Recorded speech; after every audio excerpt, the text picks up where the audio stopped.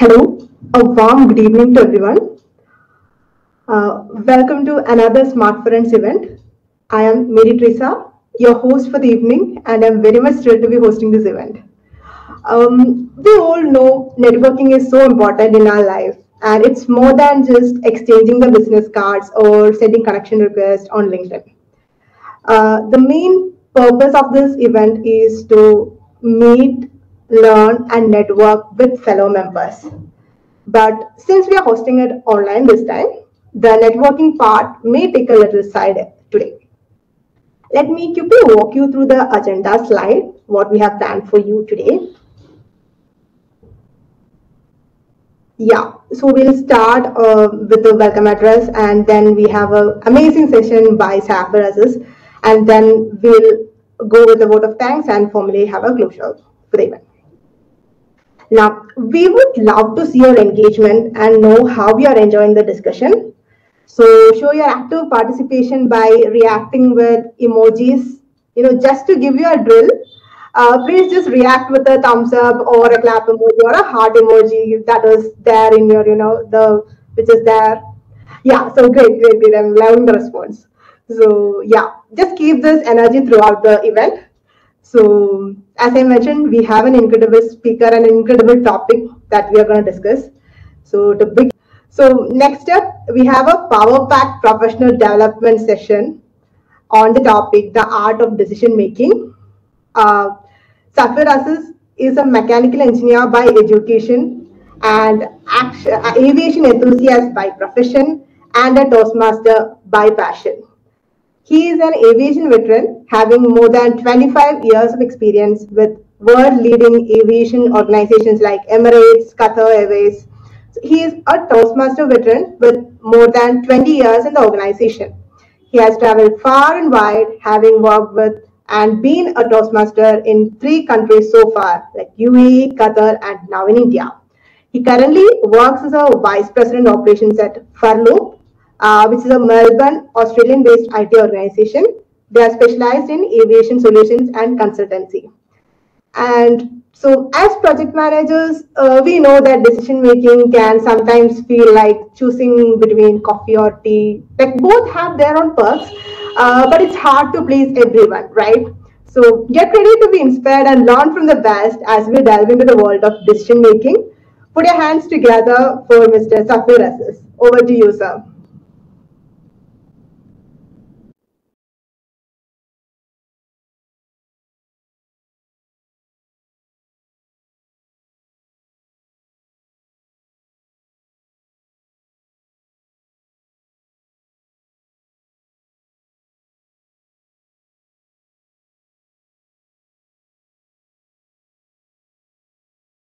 Sir, you are on mute.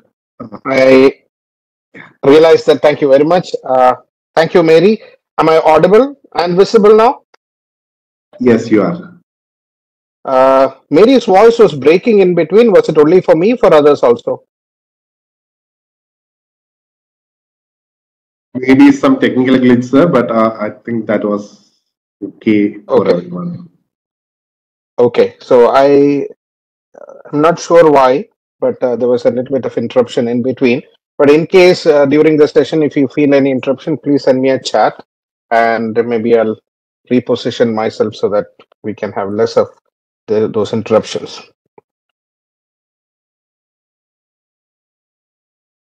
Before we start, may I request as many as possible to come on video, because it's very odd for me to look at a screen full of names and speak.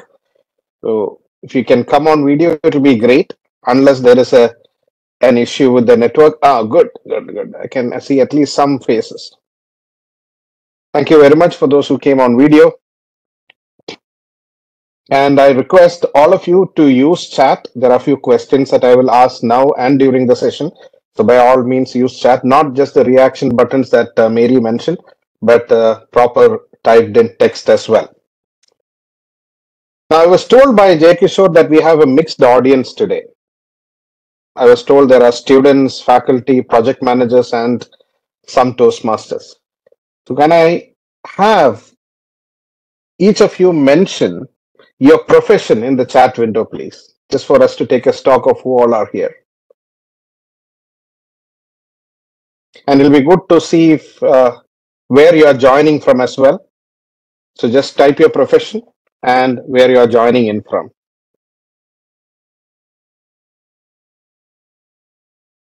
Oh, project manager Germany, Cochin, Saudi. We know that close to you. I'm in UAE right now. Okay, somebody from Qatar.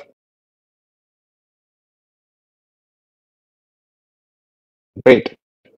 Good mix. We have a lot of experienced people.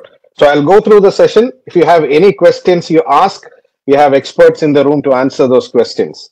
People who have made decisions, failed and succeeded and learned from those decisions as well. Coming to our topic, how many of you take decisions in your day-to-day life? In the chat window, please, or you can turn on your audio and answer that question. Do you take decisions in your day-to-day life?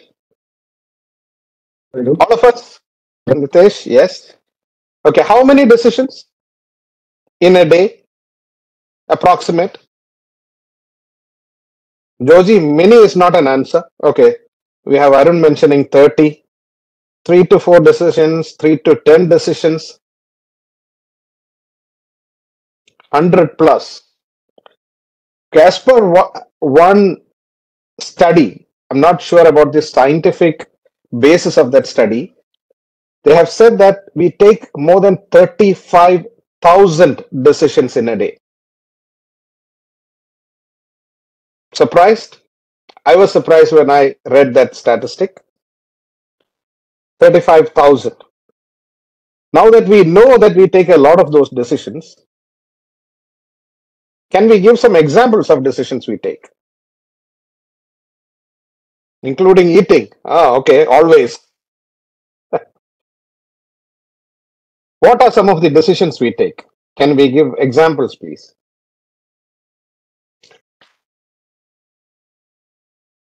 What to wear?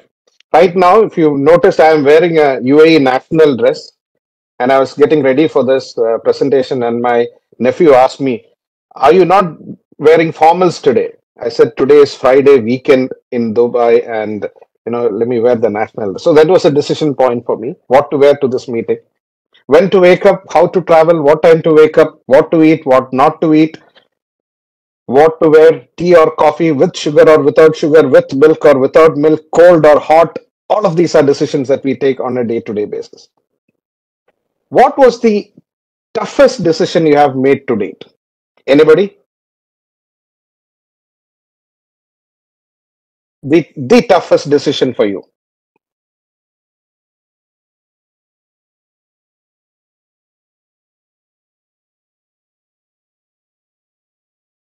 Nobody has had to take tough decisions? Okay, let me give you an example. In 2008, I was working for Emirates Airline in Dubai.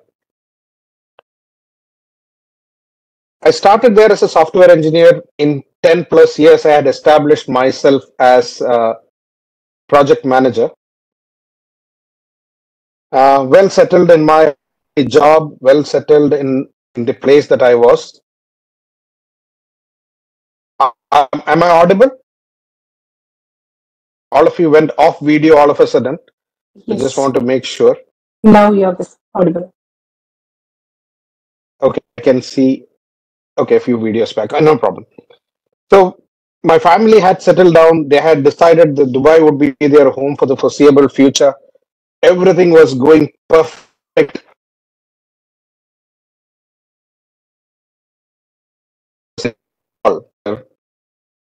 Across the borders.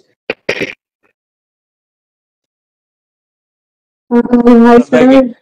You are Your breaking. voice is breaking. You are breaking. Great. It can be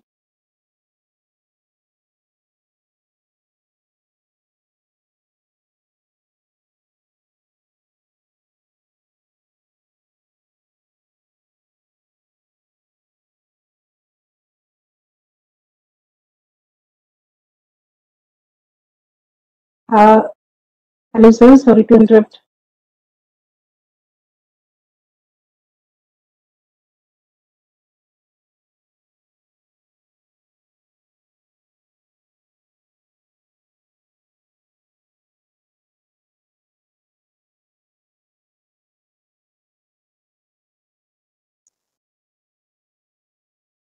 No audio at all. No.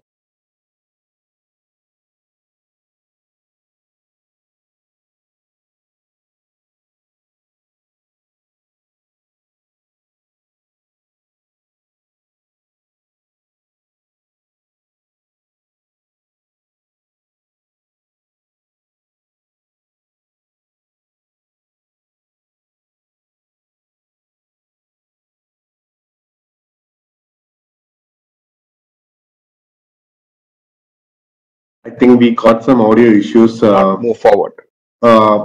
Sir, we were not able to hear you for a couple of minutes now. Okay, you are so now back online. I okay, think let there me was just some network challenges from your end.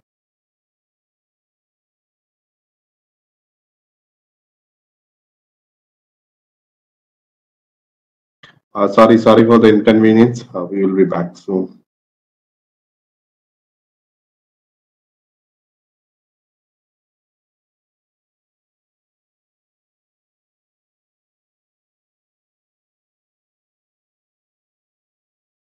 Can you hear me now?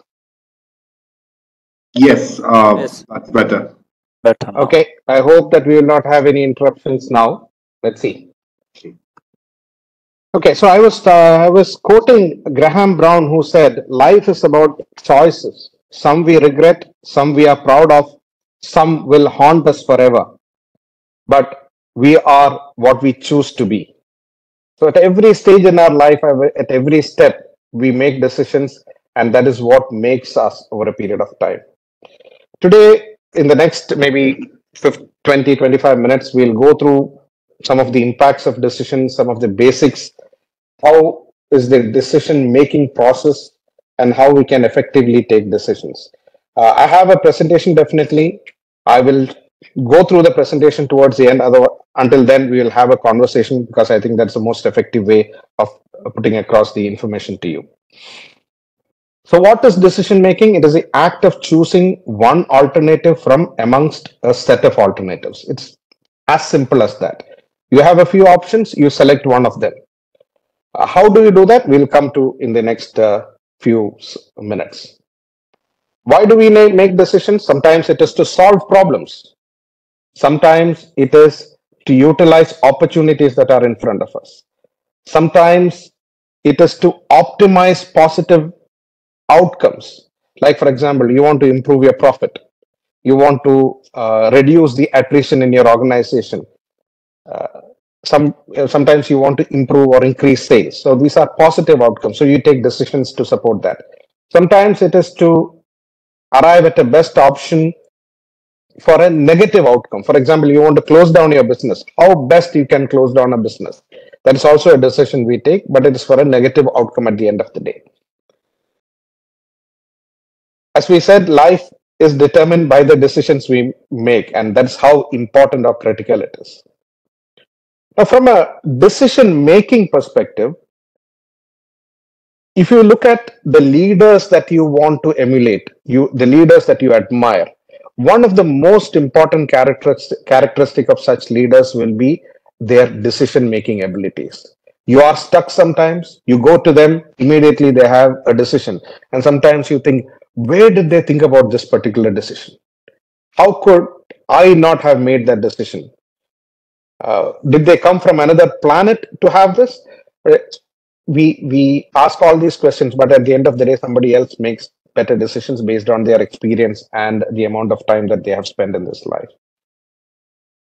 Why is it critical for us to learn about decision making? Because it's a key indicator of leadership potential. Uh, with so many decisions to make, 35,000 in a day, we might get confused, and with so many options we might get overwhelmed also. And in corporate environment, we cannot say ignorance is bliss. We cannot say that, okay, I don't know or I didn't know, so I didn't make any decisions. It makes it more challenging because the number of options that we have in front of us is daunting. I was researching on this presentation.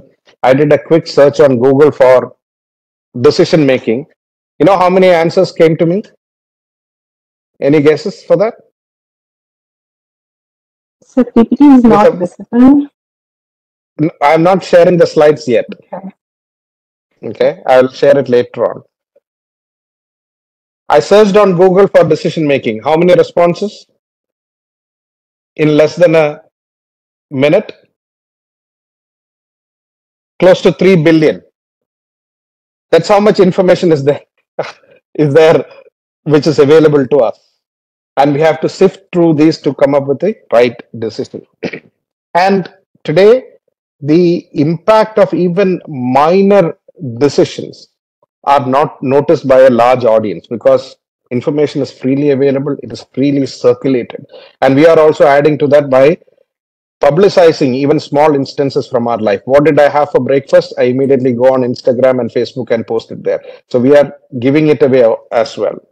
And generally, when we grow up in our organization, when we grow up the corporate ladder, the difficulty of making decisions increases because the stakes are higher.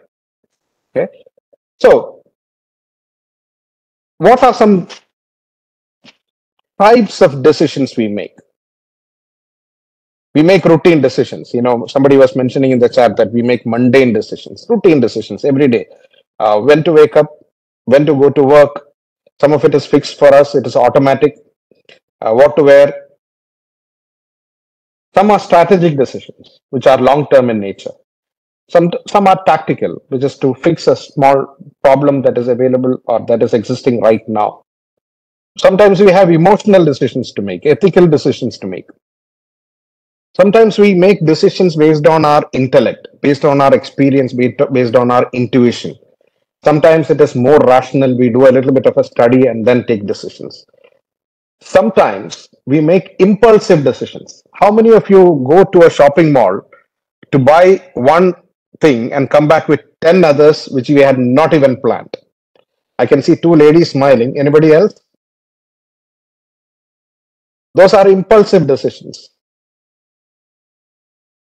And then there are collaborative decisions that we make in organizations. We sit together, we think about a particular problem or a situation and then take decisions. What are some of the factors impacting decisions? Anybody? When we are about to take a decision, there are some factors which can support the decision making or inhibit the decision making. Anybody?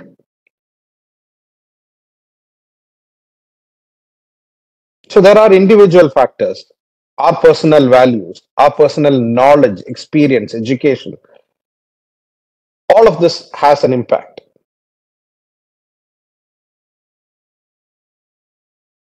We have the environmental factors, the organizational politics, for example. What type of resources do we have at a, pardon? The three constraints, time, cost, and yeah, I was about to come to that. So time, that the time that is available to us to make the decision or to implement a particular project, for example, the resources that are available to us, all of these are environmental factors. And then we have, there are different decision making styles that impact. For example, there are people who are autocratic. There are organizations in which one person takes the decision and everybody else follows. There are team-based decisions, collaborative decisions, and sometimes we delegate. I remember on one occasion, I was assigned to another project and I delegated all the operational decisions to my subordinate. And that was a great move because I was relieved of the operational responsibilities and I could focus on the larger project while he got experience in running the operations. And then there are decision-making conditions. Sometimes there is certainty about the environment. Like for example, we know everything that is related to it. We know which direction it goes, but it is very rare that we have decisions to make regarding certainty. Sometimes it is about risk. We don't know what will happen in the future. What happens if we go in this direction versus in direction B? There are risks associated, and then there is total chaos or situations of uncertainty. These are all factors that can impact our decision making. Now, what do you think about the decision making process? Anybody? How do we take decisions? Not the normal, routine, mundane decisions, which is flip a coin and you have a decision. But if it is a little bit more complex decision, how do we make, what's the process that we follow to make those decisions?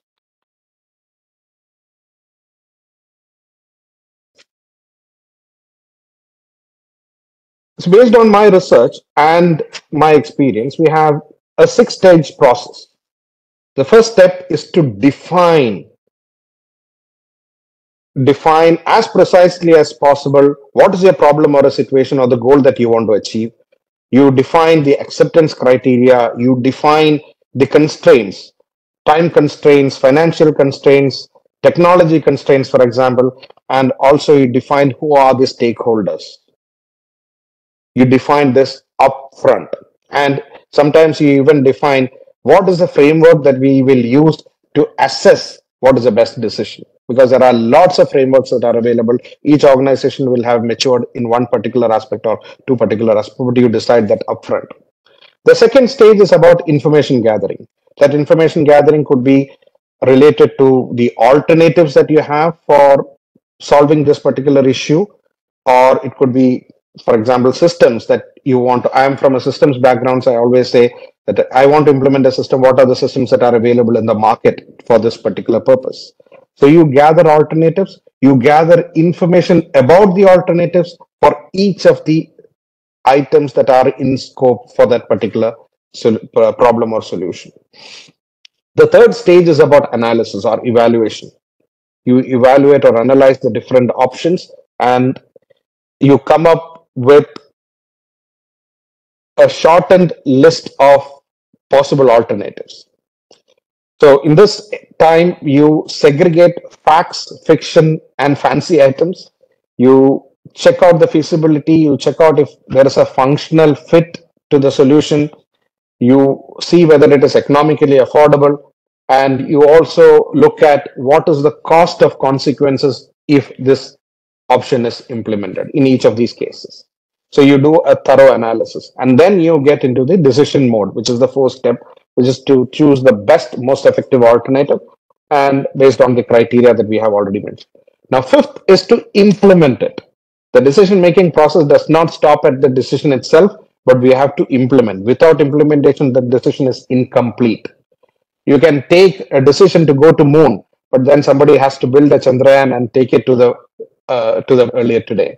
So, it's about implementation. And the sixth stage is to evaluate the effectiveness of that implementation. So 6 stages: define, gather info, analyze, decide, implement, and evaluate. There are different techniques you can use during these processes. For example, you can do brainstorming, mind maps. You can use the 6 thinking hats. You can use question bursts where you ask people to throw questions at you so that you can get clarity in your mind. All of these options, all of these techniques can be used to fine tune the information, whether it is the definition stage or whether it is at the analysis stage. There are certain skills that are required for us. The most important is listening skills. If we are responsible for defining or analyzing or reaching out to a decision, then it is important that we have quite brilliant, active listening skills. We have to be open-minded so that we listen to others and adjust our opinions accordingly. We have to have persuasive power so that we can drive the organization in a certain way, and also critical thinking aspects. There are quite a few frameworks that are mentioned. Like, for example, SWOT analysis or Delphi technique or logic tree. I'll just mention one in detail, which is about something that I came across last week while I was doing some research, and it was very interesting. So in this, is a gentleman by the name Patrick. How many of you have heard about FOMO? FOMO, fear of missing out. Okay, somebody has heard about that. There are variations of that. For example, there is joy of missing out. There is mystery of missing out. And in our context, there is something called a FOBO, FOBO, which is fear of better options. So we go into a state where we don't take a decision because we think that there is something better that will come up. And we go into an analysis paralysis state. So in this particular framework, he says that we have to determine the stakes and outsource our decisions. So he defines 3 different levels of stakes. One is no stake. These are minor decisions. There is never an incorrect answer and there are no consequences at all. For example, what do you eat for breakfast? Is it idli or vada or appam? Doesn't matter actually. Because after a few hours, you will forget that you even took that decision. It does not impact anything in this world. So if you keep debating about this and spend too much time on deciding what to eat for breakfast or what color dress to wear, then it's a waste of time. You just need to decide and move on.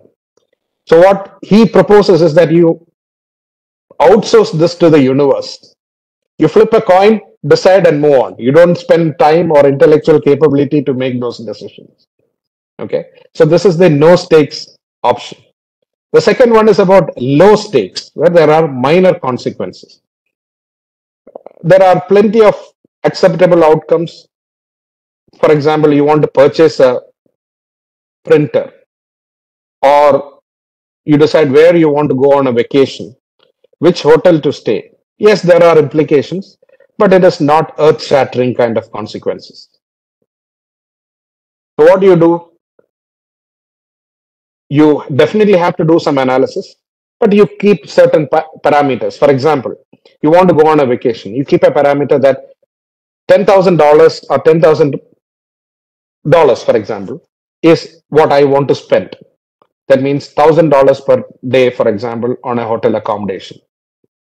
That's the max I can spend. So that's a parameter. That could be $10, that could be $10,000, but I'm just taking a random figure to give an explanation.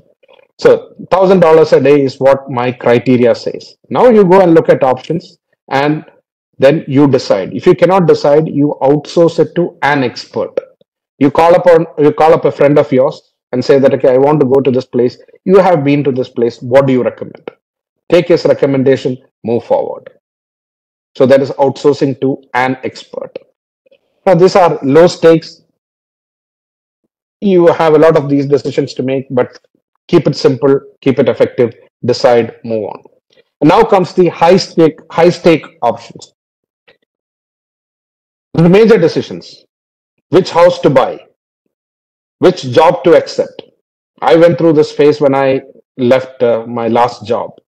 There were quite a few options available to me, and I had to take a strong decision. It is tough to decide, sometimes to decline an offer that comes your way, especially when it is, good. It's a good offer.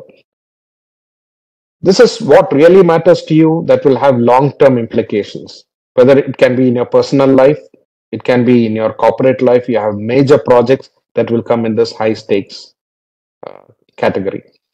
So one principle that Mr. Patrick says is that you reduce the number of no stakes or low stakes decisions so that you have your intellectual capability available for your high stakes decisions. We'll come to that later on. So what he says is you find out the number of options. Let's say 5 options. You pick a front runner based on the criteria that you have mentioned. And then you rank that front runner against the 4 other options. If any of them wins over it, throw this out, bring up the second one as the front runner. And I go through that, come up with the last 2 options maybe, and then outsource the decision to a panel of experts. That could be your mentor, that could be your close friend, that could be your manager, that could be a group of people from within the organization. So you manage or outsource the decision to a group of experts or a panel of experts. That's how you manage the high stakes. So this is one framework. There are tons of frameworks that are available. Some of them I will mention in the presentation, which I will share it with you via the organizing teams. So these are all frameworks that are available. Now, how can we become effective in decision making? So one principal statement that we have to remember: any decision is a product of information in hand. If we don't have information, we cannot come up with good decisions. All visionary leaders, they make informed decisions because they collect data or data points and then decide accordingly. So how can we become more effective? One is consider long-term implications or the long-term consequences. I remember once I was negotiating a contract. I negotiated a contract. I thought I had done wonderfully well. It was a 5-year contract. I took it to the head of contracts in the organization where I was working for. He immediately looked at it, picked up the phone, called the person on the other side and said, "No, I don't want this. I want a 20-year contract in this place. Up to 5 years, whatever is mentioned so far is good enough. After that, I want a cap based on the number of aircrafts that I will have and on the amount of money that I will pay you, but I want the contract to be valid for 20 years. The contract is still valid today. I have left the organization 5 years back. The initial 5 years was over in 2015, I think, but the contract is still valid today. Look at the long-term consequences, long-term implications, and decide accordingly. Second is to seek deeper and diverse perspectives. Don't just go for yes men. Bring diverse opinions into your team. Ask people who will contradict you, who will challenge you in your thought processes so that you can come up with the right decisions. Always analyze successes and failures. What did you do well in those successes? What didn't you do well in those failures? And enable your intellectual mind so that when you are about to take a decision in the future, you can take a better decision. There's a Japanese philosophy which says, go slow to go fast. Don't jump into conclusions. Take your time, because correcting a mistake is more difficult than implementing something a little bit later. Go slow to go fast. There's something called a 5-second rule that's good enough for personal life. For example, if you are thinking about an action, in your mind, you thought about it in 5 seconds, you move. So that your mind gets wired for quick decisions. There's another philosophy which says about 5 minutes versus 50 minutes. Sometimes it is good for a quick 5-minute brief so that you can take a decision. Some aspects requires a 50-minute deep dive. So 5 minutes versus 15 minutes, that philosophy is good for managing your time as well. Your team member comes to you, wants a decision, so you immediately decide whether is it a 5-minute decision or a 50-minute decision. And if it is 5 minutes, then and there you do that. If it is 15 minutes, schedule a time, gather more information, and then do it accordingly. Okay, now we come to something interesting called decision fatigue. 35,000 decisions in a day, you are sure to get fatigue out of that if we spend time in each and every decision. This builds up over time and you get tired making decisions. So what do? Reduce the number of choices. Reduce the number of decisions. The no stakes one, leave it to the universe. Flip a coin, decide and move. The low stakes one, give it off to your wife to decide whether to cook idli or maybe you have a maid at home. Leave it to her to decide or him to decide. In office, operational aspects, give it off to your team members so that they can grow in the organization. Reduce the low stake and no stake decisions so that your intellectual capability is available for the high stakes decisions. There's a quote from Rachel Wolchin which says, maturity is realizing how many things don't require your opinion. We feel that we are the big bosses and we need to be everywhere. But maturity is about realizing how many things don't need our opinion. The life will go on even when you leave organization. So don't think that we are the end all of all decisions and we have to be there for everything. Let go. Okay, so let me just quickly go through the presentation in summary so that all of these aspects that we mentioned will be clearer to you. And I will share this presentation, so don't take any screenshots or anything. I'll just share it as it is so that you have much more information than what I mentioned here. We spoke about this quote from Graham Brown. This was the agenda, 35,000 per day. And we spoke about a lot of decisions that we make on a day-to-day basis. It is the act of choosing one alternative from among a set of alternatives. It is to solve problems, utilize opportunities, optimize positive outcomes, and best option for negative outcomes. Life is determined by the decisions we make.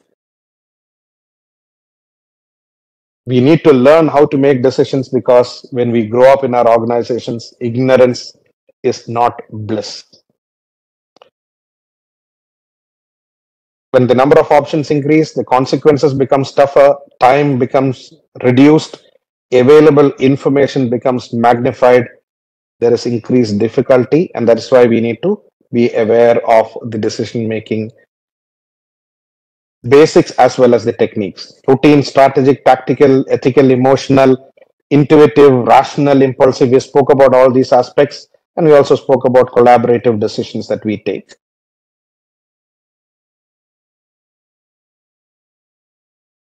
Some of these words I have not explained for the want of time, but if you just Google it, you should get much more information. I don't mind spending a little bit more time to explain this, but I know you are working towards an agenda, and I don't want to be the person who is extending that particular timetable. So we spoke about the 6-step process: define, gather information, analyze alternates, decide, implement, and evaluate. We spoke about different techniques. 6 thinking hats is a good one. If you do a little bit of research, that means there are 6 people who will don different roles. Some of them who speak, one of them who speaks from the heart, some of them who speaks challenging you intellectually. So 6 thinking hats, it's a good way to brainstorm and come up with more information, more specific information. We spoke about listening, open-mindedness, persuasive skills, and critical thinking. Stakes analysis is what we discussed. There are other frameworks that are available. In most of the organizations, they will have their own templates or their own ways of taking decisions. Weighted average decisions, for example, when we are going out on a tender. So each organization will have different ways of taking decisions. This is one of the decision making which talks about simple to complex environments. And this is what we spoke about, the stakes analysis. This, I found it really interesting. Patrick McGuinness is, it's a 5-minute video. If you want to search on YouTube, you should get it. Otherwise, search on the TED website, you should get it.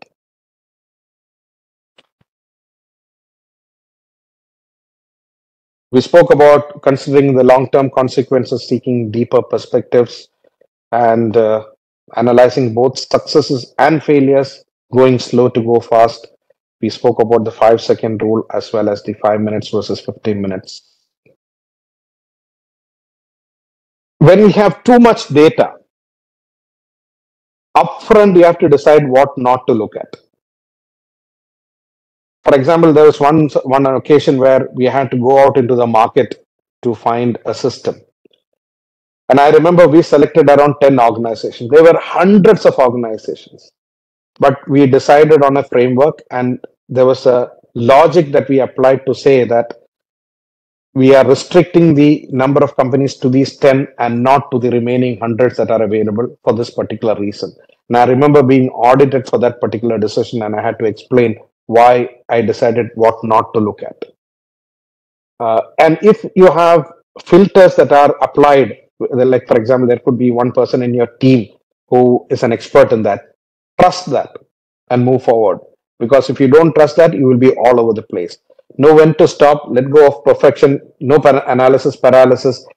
You reach a certain stage, take a decision and move, and also know the acceptable risks.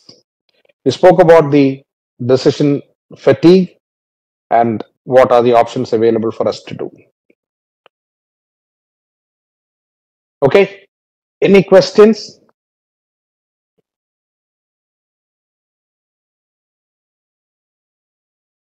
Yeah, I can see urgent versus important. There's another interesting one, which is effort versus impact. There's another metrics. Effort versus impact, that is cited as a more effective tool than urgent versus important one.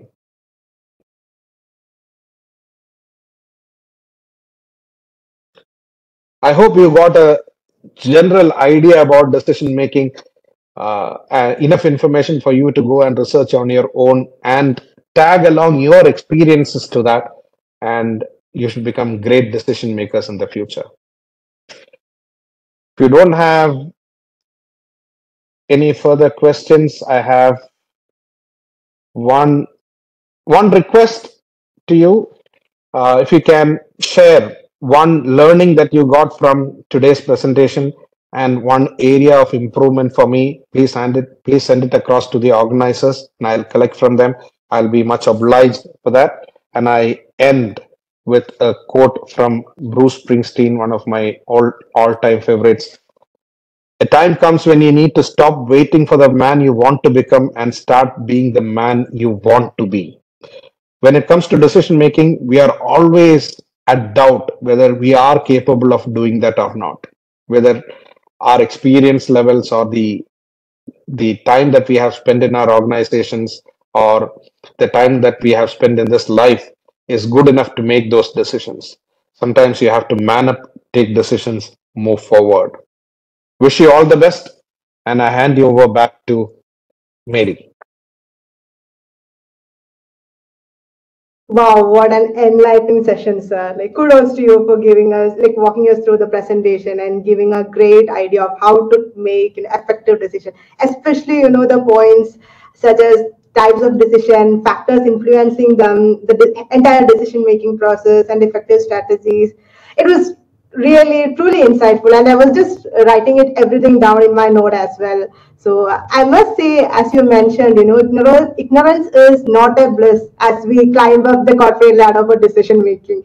So yeah, and of course, a special thanks for introducing us to the FOBO, fear of better option.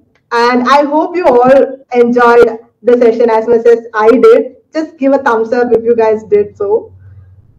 Yeah, thank you so much. So now let's open the floor for questions.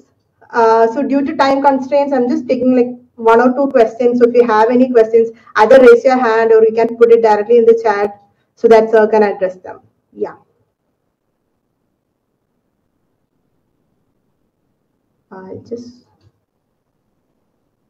Yeah, so we do have a question from Birendra. What decision we have to take when one is in the state of law of diminishing return? Virendra, can you give me a scenario?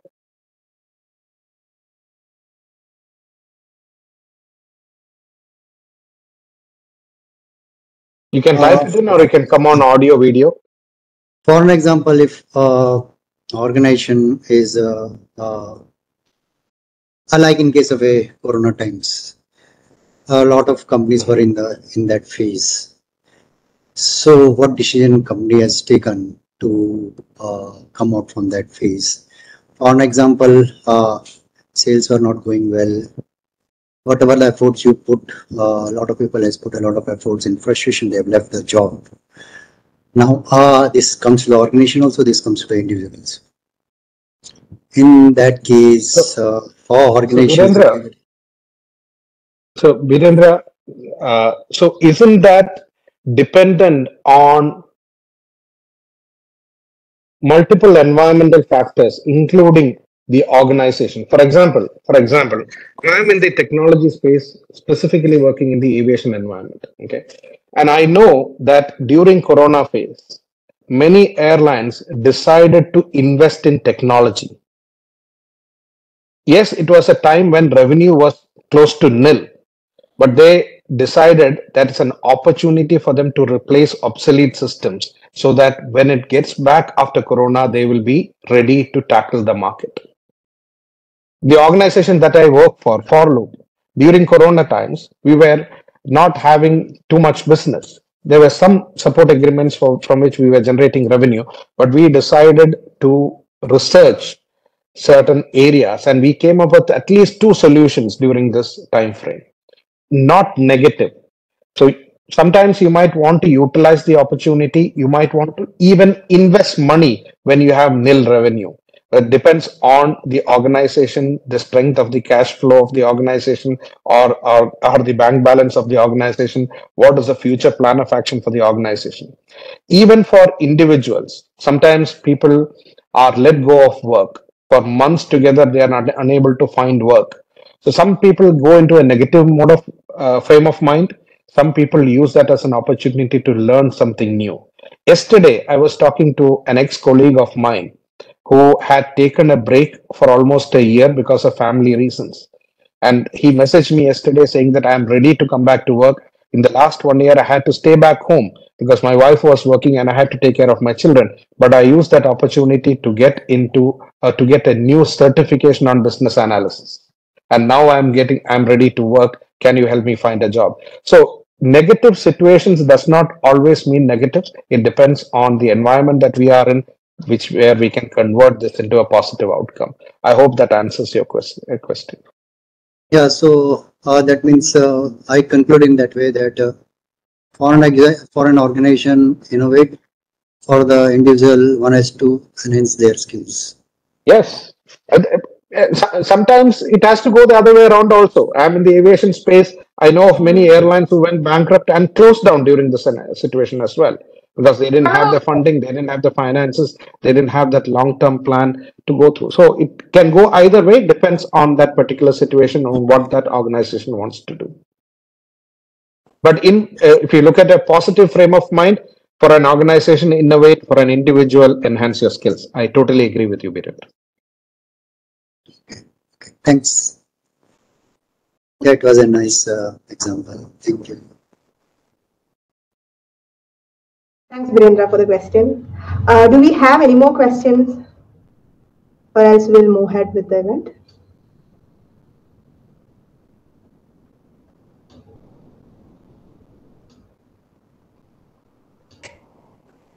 Okay, Mary, I think silence is golden.